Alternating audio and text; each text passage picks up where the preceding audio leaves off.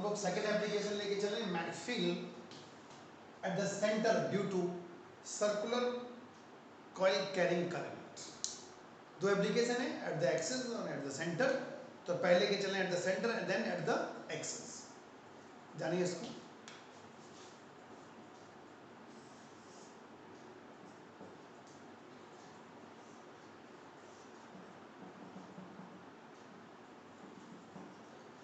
It is a circular current carrying coil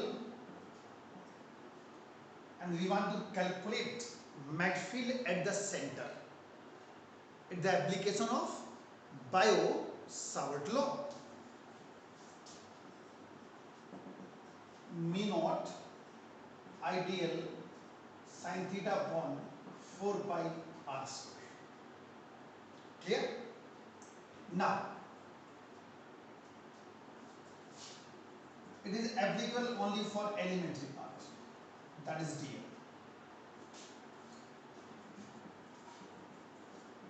theta हो गया 90, mu naught ideal upon 4 pi r square. Total निकालना है, integrate कर दो। b equals to mu naught I upon 4 pi r square dl 0 to 2 pi r।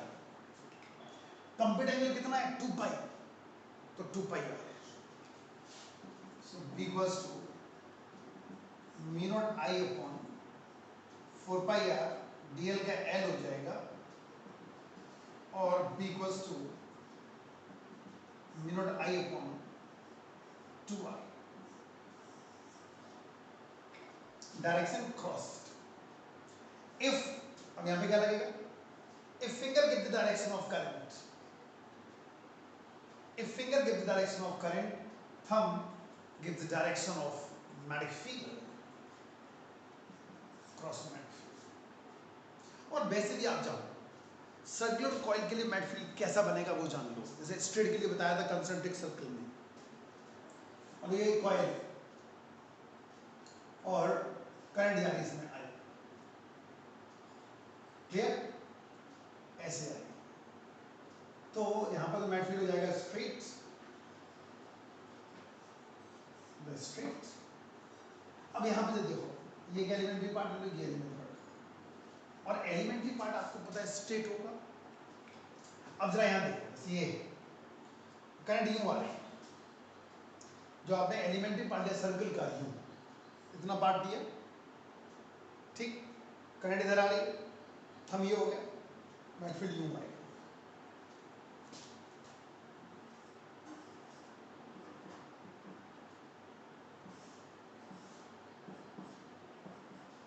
अब यहां पे देखो, यूं जा रही करंट, यूं जा रही है, ऐसे ऐसे आएगा।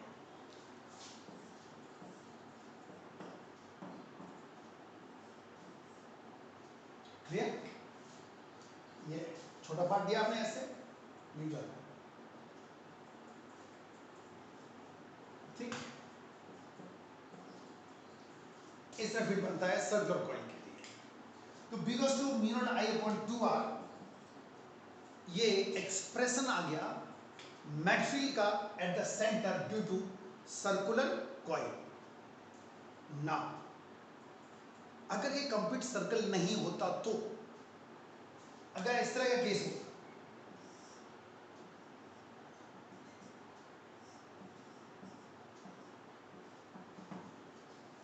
ये केस होता तो क्या होता?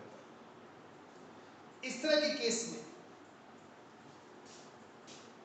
b cos mu naught I upon 4 pi r dl 0 to theta r हो जाएगा। यहाँ 2 pi r था, क्योंकि 2 pi एंगल बनना था, यहाँ थीटा एंगल बनना है तो थीटा r हो गया। Now b cos mu naught I upon 4 pi r theta r हो गया, और b cos mu naught I theta by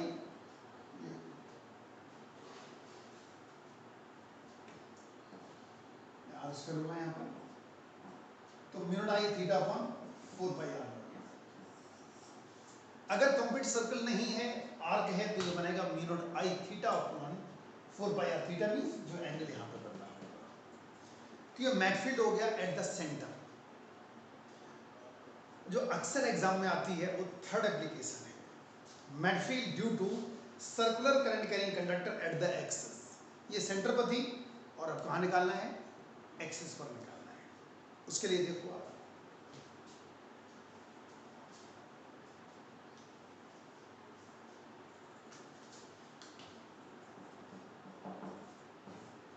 मैटफील्ड at the axis due to circular coil carrying current and line perpendicular on the plane of the paper. ऐसे नहीं रखी, यूं रखी, ऐसे देखो इसका diagram.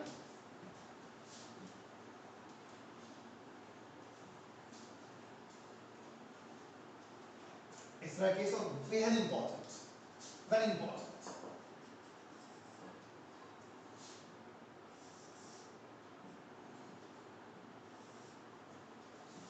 I is the current, तो हमने ए रेडियस ले लिया, ये आर डिस्टेंस पी पॉइंट, और यहां पर हमें मैटफील्ड निकालना है।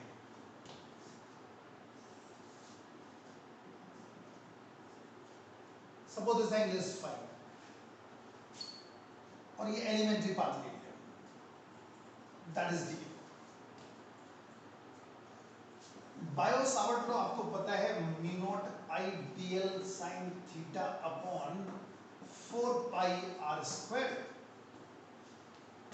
ये जनरल फॉर्मूला है। ये क्या बन जाएगा, r square plus a square. Theta is the angle between current element and the line joining, और यहां पर ये थीटा माना जाएगा, ये वाला टेंजेंट बनेगा। अगर एक एलिमेंट्री पार्ट हम लोग लेके चलें इस तरह का केस, और यहां अगर हम इसको एलिमेंट्री पार्ट लें तो ये टेंजेंट बनेगा। तो करंट एलिमेंट और लाइन जॉइनिंग क्या बना रहे हैं, 90 degree. Current element and line joining. ये एंगल मत थीटा ले लेना, बच्चे गलती से ये थीटा ले लेते हैं, ये नहीं लेना है, ये एंगल थीटा लेना है। यहाँ क्या बन जाएगा, 90। ये फॉर्मूला इस डायग्राम के हिसाब से dv equals to mu naught I dl upon 4 pi r square plus a square हो जाएगा, क्योंकि लाइन जॉइनिंग डिस्टेंस क्या है यहाँ पर, under root r square plus a square। Now mag field line joining के परपेंडिकुलर हुआ करती है। I is the current, यूं करंट जा रही है ऐसे, ये मैटफील्ड डी, ये भी 5 होगा, रिजॉल्व करो, dv cos 5 dv sin 5। so from the diagram it is clear MACFIT is only due to sin component, there is no contribution of the cos component because they cancel out। अगर हम एक और elementary part यहाँ लेते हैं, that is dl under root r square plus a square, उसके लिए ये dv हो जाएगा, उसके लिए dv cos 5 हो जाएगा, और यहाँ पर dv sin 5 हो जाएगा। So it is clear the backfill is only due to sin component, there is no contribution of cos component। Now, so total magnetic field will be dv sin 5, क्योंकि पता नहीं कितने एलिमेंट्री पार्ट होंगे, elementary part का कोई size तो fix होता नहीं है, सो मेनी एलिमेंट्री पार्ट सब ऐड होते चले जाएंगे। ये थोड़ी आपने 2 एलिमेंट्री पार्ट लिए तो 2 आ गया, 2 ही लेके चलो, सो मेनी एलिमेंट्री पार्ट। तो क्या करेंगे, we have to integrate within proper limits. So b cos mu naught I upon 4 pi r square plus a square sin 5 dl 0 to 2 pi, okay. और b cos mu naught I 4 pi r square plus a square, putting the value of sin phi from this diagram, a over under root r square plus a square, dl का l हो जाएगा और l 2 pi a, it's 2 pi a. So b equals mu naught I a square upon twice of r square plus a square power 3 by 2 is the Mach field due to circular current carrying conductor at the axis. If suppose it consists n number of turns, then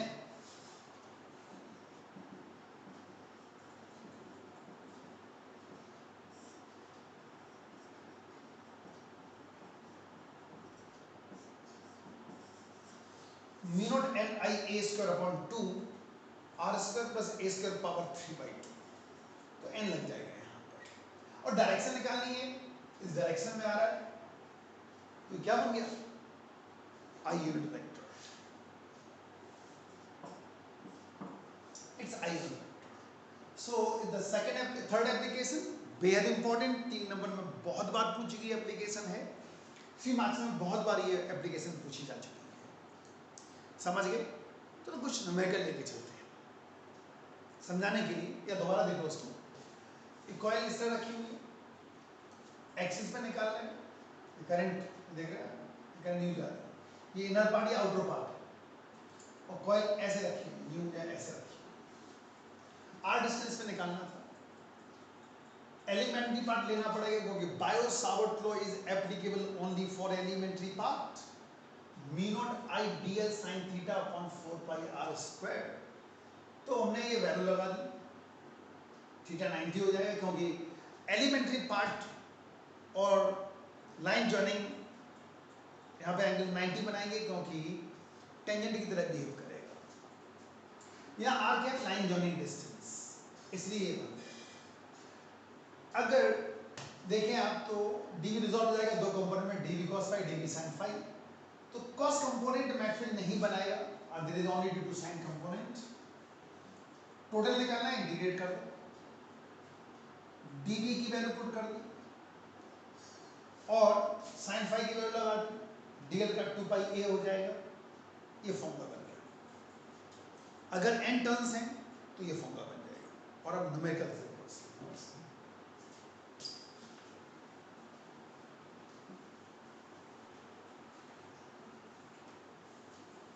अगर हमें इस तरह का matrix निकालना है, अगर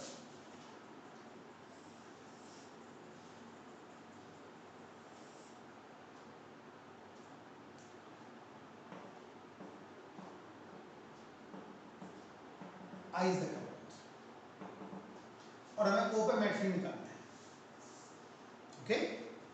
इसको first मान लिया, इसको सेकंड मान लिया और इसको थर्ड मान लिया। पहला पार्ट क्या हो गया, infinite long state current carrying conductor, one end at the observing point।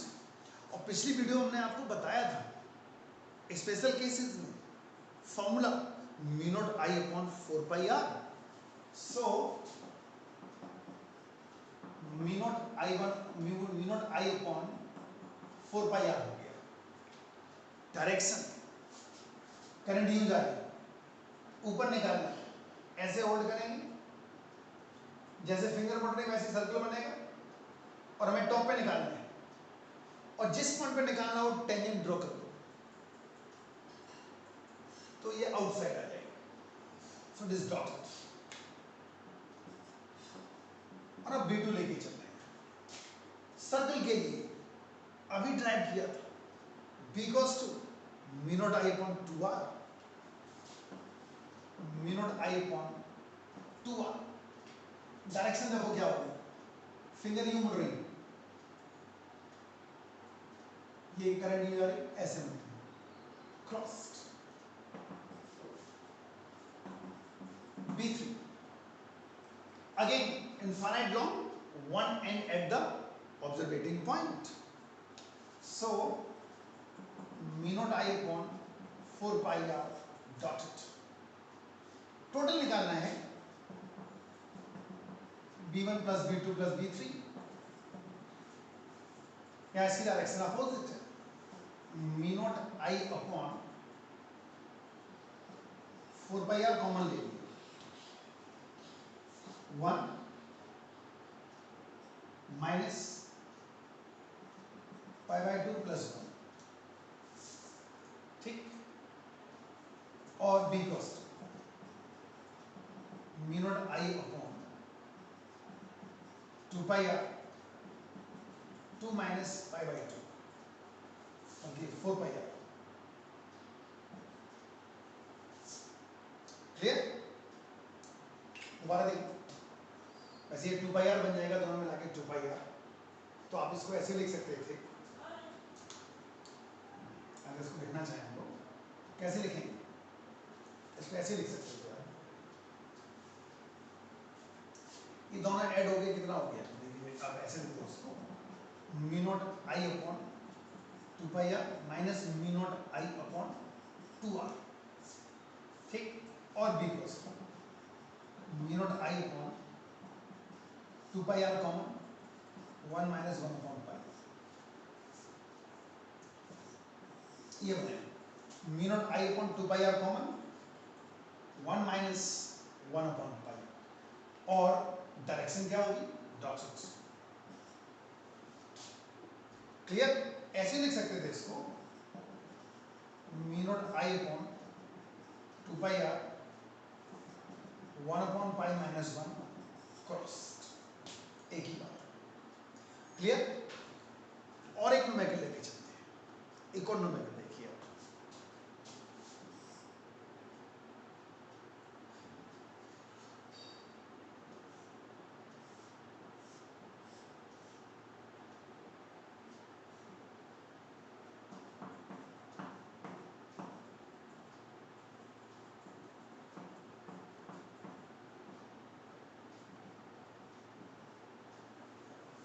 और हमें सेंटर को ओपन निकालना है, ये एंगल थीटा बनना है,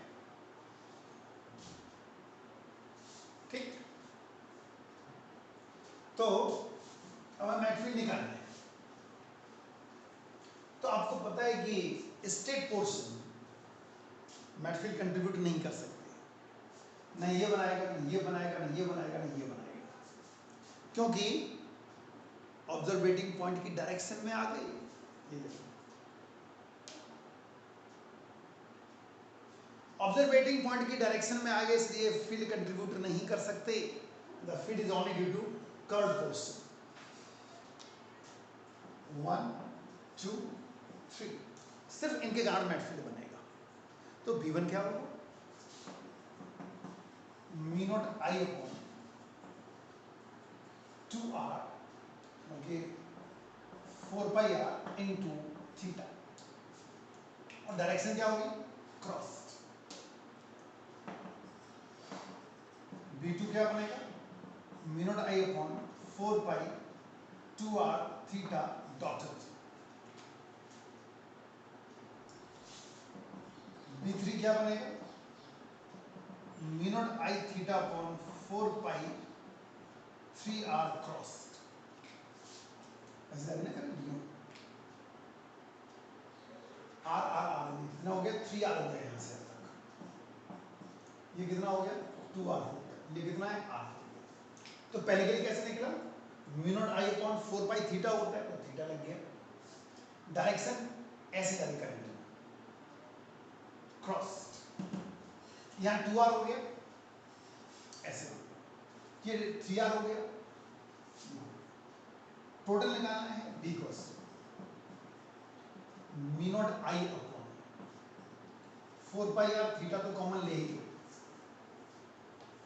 1 माइनस 1/2 प्लस 1/3 क्रॉस, और सब बोलो mu naught I theta upon 4 pi r 1/2 plus 1/3 6 5 हो गया, ठीक। और B cross 5 mu naught I theta upon 24 pi r cross, clear? Curved portion बनाएंगे mag field. The mag field is only due to curved portion. Straight portion mag field contribute नहीं कर सकते हैं, क्योंकि आपको पता है अगर करंट एलिमेंट या current straight path mag field की डायरेक्शन में अगर आ गया तो फील्ड कंट्रीब्यूट नहीं हो सकता. फर्स्ट एप्लीकेशन में मैंने आपको बताया था. तो ये फील्ड नहीं बनाएंगे, ये नहीं बनाएंगे, ये नहीं बनाएंगे, ये नहीं बनाएंगे, सिर्फ ये वाला बनाएगा, दूसरा ये बनाएगा, तीसरा ये बनाएगा. ये देखो आप, तो करंट इसमें क्लॉकवाइज आ रही है, क्रॉस हो गया, mu naught I upon 4 pi r into theta हो गया. इसके लिए देखो तो 2r हो गया और करंट एंटी क्लॉकवाइज आ रही है, डॉटेड हो गया. इसके लिए देखें तो फिर 3r हो गया, करंट क्लॉकवाइज है, क्रॉस हो गया. तीनों को ऐड किया, ये दो ऐड हो जाएंगे, एक सब्ट्रैक्ट हो जाएगा. Mu naught I 4 pi r theta common ले लिया, 1 माइनस 1/2 प्लस 1/3 हो गया. सॉल्व किया, एलसीएम ले लिया. क्लियर? और 5 mu naught I theta upon 24 pi r, और रिजल्टेंट की डायरेक्शन क्या होगी? क्रॉस. समझ गए? ये बायो सावर्ट लॉ की एप्लीकेशंस थी. पहली एप्लीकेशन क्या थी? Mag field due to straight wire carrying current. और जनरल फॉर्मूला क्या बना था स्टेट पोर्शन के लिए? Mu naught I upon 4 pi r sine phi 1 plus sine phi 2. Infinite के लिए mu naught I upon 2 pi r, और बाकी के स्पेशल केसेस. और अगर सर्कुलर है और सेंटर पे निकालना है तो mu naught I upon 2r. और अगर सर्कुलर है एक्सिस पे निकालना है तो mu naught N I a square, अगर n नंबर ऑफ टर्म्स हैं तो mu naught N I a square upon 2 r square plus a square power 3/2. So these are the 3 applications. और थर्ड एप्लीकेशन जो हम लोगों ने डिस्कस की अभी, वो बहुत इंपॉर्टेंट है. अक्सर उसके ऊपर न्यूमेरिकल या फिर डेरिवेशन आ जाता है 3 मार्क्स में. क्लियर? और न्यूमेरिकल्स हमने कुछ एक आपको अप्लाई करके दिखाई. डायरेक्शन के लिए अगर स्टेट पोर्शन है तो mag field is due to right hand thumb rule, right hand rule. If thumb gives the direction of current, finger in the form of concentric circles gives the direction of magnetic field.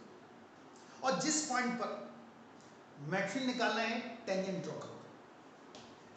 Circular portion के लिए magnetic field अगर finger current बता रही है तो thumb magnetic field बताएगा. अगर suppose ये सर्कल है तो करंट यूं जा रही है, फिंगर क्या बताएंगे? करंट की direction. Thumb the gives direction of magnetic field. अगर न्यू जा रही है तो ऐसे हो जाएगा. क्लियर?